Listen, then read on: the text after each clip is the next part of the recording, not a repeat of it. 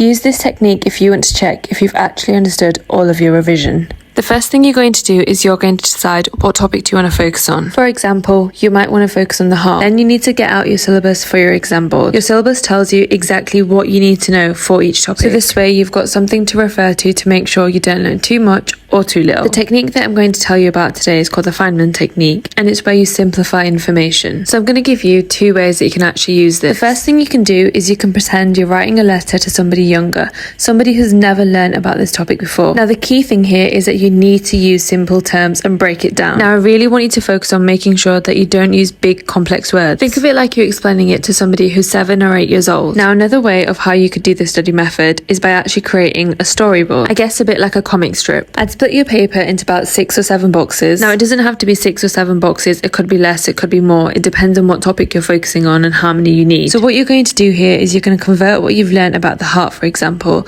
into a story. You can draw out the concept and then use labels and captions to explain what's happening, again, in simple terms. Essentially what you're doing here is you're summarizing what you've learned into something visual. When you're using the study method, you really need to focus on breaking down this concept into easier, smaller chunks, into words or pictures that really simplifies it and breaks it down, making it easier to understand and showing that you've actually understood what you've learned. Now, as you're doing this, you might find that there's bits of the topic that you're struggling to break down, to explain, or to simplify. So this is really important because this is telling you that you haven't fully understood that part of the topic. As Albert Einstein said, if you can't explain it simply, you don't understand it well enough. So then you need to go back and review those parts of the topic that you weren't able to break down. And once you've gone over those topics that you couldn't simplify, you need to come back and try again, see if you actually now have fully understood them.